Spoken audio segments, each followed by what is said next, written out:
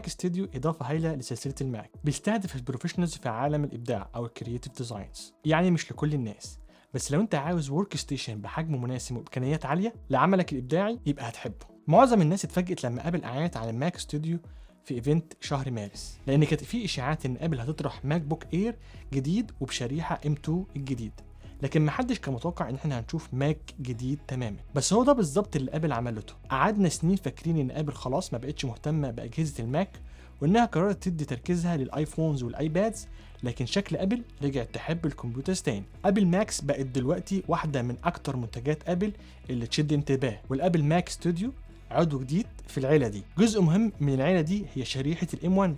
في 2020 ابل استغنت عن انتل وقدمت لنا ماك بوك برو وماك بوك اير وماك ميني بالهاردوير الام 1 اللي عملته ابل بنفسها، وطبعا حقق نجاح كبير جدا، اداء هايل وكفاءه في استهلاك الطاقه. وفي 2021 ابل توسعت وعملت شرائح الام 1 برو والام 1 ماكس اللي قدمت لنا اداء عالي كمان، واللي اتكلمنا عنه في فيديو، لو ما شفتوش هحط لكم في اللي فوق. ابل طرحت معاه الماك بوك برو 14 انش والماك بوك برو ال 16 انش موديل 2021. ماك ستوديو مش بيستهدف المستخدمين عاديين، لكن لو انت بتشتغل في المجال الابداعي وبتدور على كمبيوتر بامكانيات عاليه فالماك ستوديو هيبهرك اكيد وهيكون استثمار مغري بالنسبه لك. لازم نهني ابل على الانجاز اللي عملته في الكمبيوتر ده، لكن لو انت بتدور على كمبيوتر للاستخدام العادي يبقى احسن تشوف كمبيوتر غير ده. على العموم كفايه مقدمات، يلا بينا نخش في تفاصيل المراجعه. الامكانيات اللي في الجهاز ده طبعا اثرت على السعر، بيبدأ من $2000 لإصدار الام 1 ماكس. السعر مش غالي بطريقة مبالغ فيها، لكن لو عاوز إصدار الام 1 الترا اللي ب 64 جيجا يونيفايد ميموري وبهارد 1 تيرا بايت اس اس دي، وافتكر كل الناس هتشوف ان الإصدار ده هو الأفضل، يبقى هتدفع على الأقل $4000. ولو عايز تجيب من الآخر وتجيب أعلى إصدار للام 1 الترا اللي ب 128 جيجا بايت ميموري و8 تيرا بايت اس اس دي، يبقى هتعيط وتدفع $8000.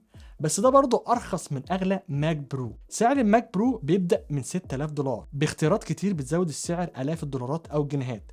ولو انت مش عارف، الماك برو هو الكبير قوي اللي اصدرته ابل من كام سنه. فلو قارنا ده بالماك ستوديو هنلاقي ان الماك ستوديو اختيار طبعا افضل للناس اللي بتدور على ورك ستيشن بامكانيات تناسب المحترفين في المجال الابداعي، خصوصا لو بصينا للامكانيات الام 1 الترا بتقدمها. سعر الماك ستوديو واضح انه مش الاستخدام العادي، لكن بيستهدف افراد بيستخدموا الكمبيوتر في شغلهم، خصوصا في المجال الابداعي. بالنسبه للناس التانية انا شايف الماك ميني ام 1 اصدار 2020 هيكون افضل اختيار ليه، وسعره بيبدا من $700. لكن لو انت عاوز امكانيات الام 1 الترا شيب يبقى الماك ستوديو هو اختيارك الوحيد في عيله ابل.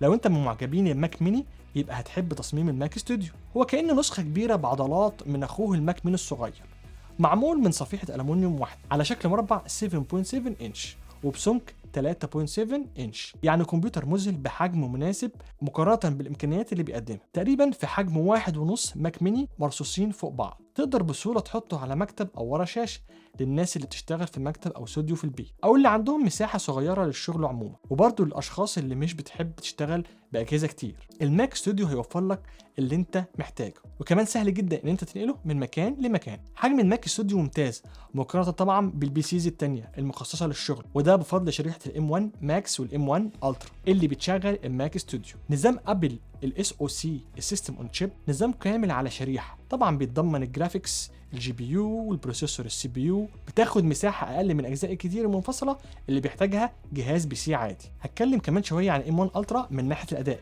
بس الخلاصة انك مش هتلاقي كمبيوتر تاني بمستوى الاداء ده في حجم مناسب كده. الماك ستوديو اصدار ام 1 ماكس والاصدار الثاني الام 1 الترا الاثنين نفس الحجم، هتلاقي الحجم على الشاشه، لكن موديل الام 1 الترا اتقل بشكل ملحوظ، وزنه تقريبا 3.6 كيلو جرام مقارنه بموديل الام 1 ماكس اللي وزنه 2.7 كيلو جرام. ده لان الام 1 الترا بيحتاج سيرمال مديول نحاس اكبر، بينما الام 1 ماكس اللي مش بيسخن زيه بيحتاج هيت سينك الومنيوم اخف. لكن حتى اصدار الماك ستوديو التقيل سهل انك تنقله وتستخدمه في اي مكان، خصوصا لو قارنته بالبيسيز العاديه. كل الامكانيات دي في جهاز بالحجم ده اكيد هتعمل مشكله والكمبيوتر هيسخن، فهتلاقي بلاور بجهتين بيحرك الهواء في الماك ستوديو عشان يمنع السخونه دي. اخلط بقى البلاور ده مع شرائح الام 1 ماكس والام 1 الترا وكفاءه استهلاك الطاقه هيبقى عندك كمبيوتر بحجم مناسب يستحمل ساعات شغل مكثف بدون ما يسخن. امكانيه طبعا مذهله. ماك ستوديو فيه كمان اختيارات كونكتيفيتي كتير، 4 مداخل ثاندر بولت، مدخل 10 جيجا بايت ايثرنت، ومدخلين يو اس بي اي، ومدخل اتش دي ام اي،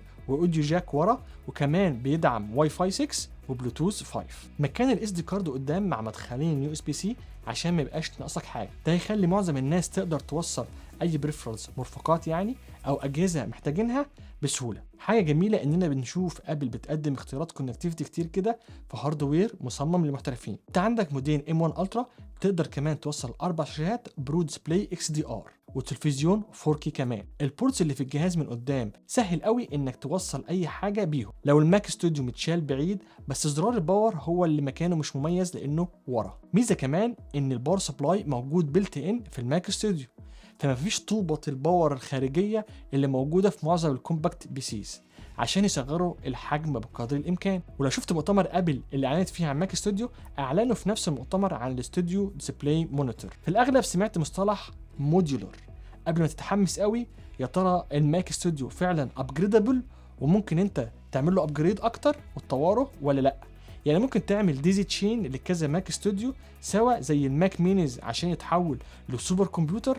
عندي خبر وحش، لما ابل استخدمت كلمه موديولر في المؤتمر ده كان قصدها بس ان ما بيجيش بشاشه ولا كيبورد ولا ماوس. حاجه عاديه انك تشتري كمبيوتر من غير شاشه، لكن في ناس اكيد هتضايق لما تدفع $4000 وما تاخدش حتى ماوس ولا كيبورد من ابل. ابل بتقول ان ده هيخليك تستخدم ماك ستوديو بالماوس والكيبورد اللي عندك اصلا. لو انت ما عندكش الملحقات دي يبقى لازم تعمل حسابك في سعرهم، والماك ستوديو هيفضل حته حديده غاليه جدا بس شيك لحد ما تجيبه. دي السبيكس بتاع الجهاز اللي انا بعمل له ريفيو. السي بي يو ابل M1 الترا ب 20 كور، الجرافيكس 64 كور جي بي يو، الرامات 128 جيجا بايت يونيفايد اس دي رام، الاستورج 2 تيرا بايت اس اس دي. لما ابل اعلنت عن الماك ستوديو قالت ان في شويه امكانيات هايله، زي انه مثلا اسرع بنسبه 50% من الماك بوك برو 13 انش بشريحه M1، وجرافيك اسرع من احسن اي ماك ب 3.4 مره، وكمان هو اسرع بنسبه 80% من ماك بوك برو اللي ب 28 كور انتل بروسيسور. ميزه كمان انه يقدر يعمل دعم ل 18 ستريم من فيديوهات البروريز بجوده 8K. تفخر ابل بالجهاز يفهمنا امكانيات الماك ستوديو بالام 1 الترا شيب الجديد. هو ده الموديل اللي بعمل له ريفيو زي ما قلت، وعلى الاغلب هو ده الموديل اللي هيلفت نظر المحترفين بجد في المجال الابداعي. قبل ما ادخل في التفاصيل اذا كان ماك ستوديو يرتقي لكلام ابل ولا لا، لازم الاول ابدي اعجابي بالام 1 الترا شيب المدهشه. الام 1 الترا مكونه في الاساس من 2 ام 1 ماكس تشيبس متصلين بكونكشن فائقه السرعه وسريعه الاستجابه معروفه باسم الترا فيوجن. ده بيضاعف مساحه اليونيفايد ميموري وكمان عدد الكورز للسي بي يو والجي بي يو، وفي بعض الاستخدامات هيضاعف كمان اداء الام 1 اكس شيب. لما ابل اطلقت الام 1 ماكس مع الماك بوك برو 14 انش و16 انش في 2021 قالت انها اقوى شريحه ابل صممتها. الكونكشن الترا فيوجن كانت ساعتها بالفعل موجوده بس ما حدش خد باله منها الا ناس قليله جدا، منهم الناس اللي عملت تير داون للاجهزه دي على اليوتيوب. التفكير لقدام من الشركه سمح لابل انها تقدم لنا M1 الترا من غير ما تغير حاجه فعلا في M1 ماكس، وده معناه توافر شيبس اكتر لان ابل مش مضطره تعمل الشرايح الجديده من الصفر. يعني ابل قدرت تتجنب نقص الشيبس اللي طبعا كلنا شايفينه في كل المنتجات مؤخرا. بعد ما عرفنا ان الماك ستوديو بيستهدف المحترفين في المجال الابداعي وبيستخدم M1 الترا المكونه من شريحتين M1 ماكس، واللي شفنا بالفعل مدى فعاليتها في الاعمال الابداعيه الصعبه في الماك بوكس الجديده، يمكن تتفاجئ شويه لما تعرف ان الماك ستوديو جهاز عبقري كمان للناس اللي تتعامل مع شغل تقيل زي تصميم مشاهد ال 3D او الانيميشن، او لو حد بيعمل كومبايل وتستنج لكود على كذا فيجواليزد ديفايس، يعني من الاخر عشان يشوف لعبه بتشتغل ازاي على كذا جيل سمارت فون مختلف. مثلا ماك ستوديو مش اقوى جهاز ماك عملته ابل، لكن بالتاكيد بدا ينافس مكانه الماك برو. بالنسبه للفيديوز فماك ستوديو بيقدم اداء ينافس واحيانا يتخطى الديسكتوب بي سيز اللي بجرافيكس كارد قويه. كل الامكانيات دي كافيه تدهشك من غير ما تشوف حجم الماك ستوديو الصغير. في امكانيات جرافيكال تشغل 18 ستريم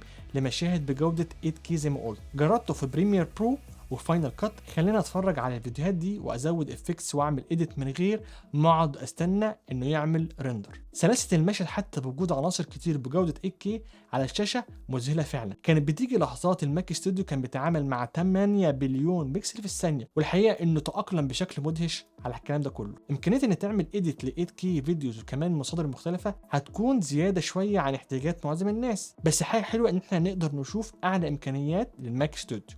والاداء السابق لعصره ده معناه ان الماك ستوديو هيحافظ على مكانته لسنين كتير قدام، وده بيبرر لنا طبعا السعر ويخلينا نتغاضى شويه عن موضوع انه مش بيتعمل له ابجريد. لما تعمل ايديت لمشاهد بريزولوشن عاليه بسرعه من غير ما تقعد تستنى الافكتس تحمل ولا المشاهد تعمل ريندر عشان تشوفها وتعمل ريندر تاني لو حبيت تغير حاجه، هتلاقي كميه الشغل اللي بتنجزه اختلفت كتير.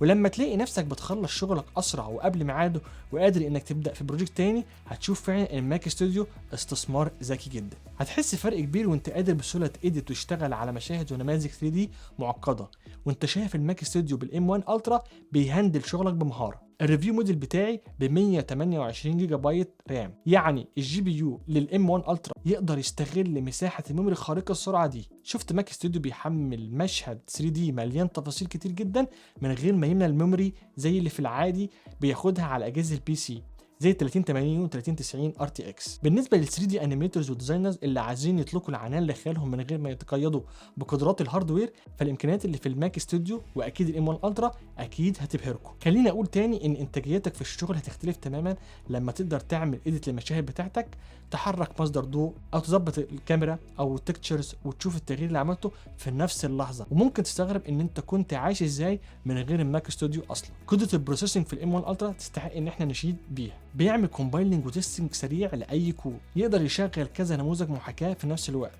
عشان تختبر استخدام الابس بتاعتك على اجهزه مختلفه. وكمان بيستخدم ذكاء اصطناعي وماشين ليرنينج في الماك ستوديو. الفوتوشوب بيقدم مهامه بطريقه مذهله. الجزء الاخير ده بفضل النيورال انجن اللي ب 32 كور في الام 1 الترا. حسب كلام ابل فهو يقدر يقوم ب 22 تريليون عمليه في الثانيه عشان يسرع مهام الماشين ليرنينج، وده كمان ضعف عدد الكورز اللي بتيجي مع الام 1 ماكس. كلام مش هيوفي الماك ستوديو حقه، لازم تشوفه وهو شغال بنفسك. انا استخدمت كذا تول معتمدين على الماشين ليرنينج في الفوتوشوب والنتائج بجد كانت مذهله. تقدر تبدل السما بسما تانية مليانه غيوم وشكلها اجمل في مجرد ثواني. لو جيت تعمل الحاجات دي بايدك هتاخد وقت اكتر بكتير، وهنا تظهر اهميه وقوه الام 1 الترا حقيقيه. مش معنى كده ان حد يشتري الماك ستوديو بالام 1 ماكس، صحيح ما فيهاش الامكانيات دي، لكن انا شفت الام 1 ماكس يقدر يعمل ايه في احدث ماك بوك برو 14 انش اللي انا اشتريته، واللي عملت له ريفيو لو ما شفتوش هتلاقيه في الاي اللي فوق هنا. وشريحه الام 1 ماكس هي شريحه مذهله ولسه قدراتها زياده عن احتياجات ناس كتير. واللي انت مش محتاج الامكانيات دي اللي موجهه للمحترفين في المجالات دي، يبقى انصحك بحاجه سعرها انسب زي الماك ميني، هيكون اختيار احسن. لكن لو انت محتاج الامكانيات دي فعلا فهتنبهر لما تشوف ان ابل قدمت لك كل اللي انت محتاجه في جهاز بحجم الماك ستوديو. كمان صوته هادي جدا حتى وانا بعمل شغل كتير عليه. نيجي لاهم سؤال في كل فيديو، اشتريه ولا لا؟ اشتريه لو انت محترف في مجال العمل الابداعي. الماك ستوديو اداؤه هايل في الشغل التقيل على الابس الابداعيه زي البريميوم برو ودافينشي ريزولف. اشتريه لو عاوز كمبيوتر حجمه مناسب. الماك ستوديو فعلا اكبر من ماك ميني بس مش اكبر بكتير، بجد حاجه مدهشه قد ايه حجمه صغير ومناسب. اشتريه لو مش عاوز تضطر تغير الكمبيوتر بتاعك تاني لفتره. اداء الماك ستوديو يخليني اقول انك صعب تحتاج امكانيات اكتر من اللي فيه لفتره طويله جدا جدا. ما تشتريهوش لو مش محتاج الامكانيات الكتير دي. تفتكر حاجه منطقيه ان الماك ستوديو مش جهاز لكل الناس ومش الاستخدام العادي. لو انت مش محترف في العمل الابداعي يبقى انت مش محتاج الماك ده. ما تشتروش لو انت بتحب تطور اجهزتك. كالعاده في اجهزه ابل فانت ما تقدرش تفتح الماك ستوديو او تلعب فيه. انصحك تجيب تاور بي سي عادي او حتى ماك برو الجديد لما ابل تعلن عنه. ما تشتروش لو انت ماشي على ميزانيه معينه. الماك ستوديو استثمار غالي جدا ومش بيجي معاه حتى كيبورد وماوس ولا شاشه. كده وصلنا لنهايه الفيديو النهارده. انا عمرو الشيخ وده كان كلام في التك. شكرا على المتابعه. ما تنساش تعمل لايك المتين، ولو انت مش مشترك في القناه اعمل سبسكرايب وشغل النوتيفيكيشن عشان يوصلك كل جديد وما تفوتش الفيديوز الجديده. وممكن كمان تتابعني على الفيسبوك والانستجرام، هتلاقي اللينكس موجوده في الديسكريبشن تحت الفيديو. اشوفكم في فيديو جديد. سلام.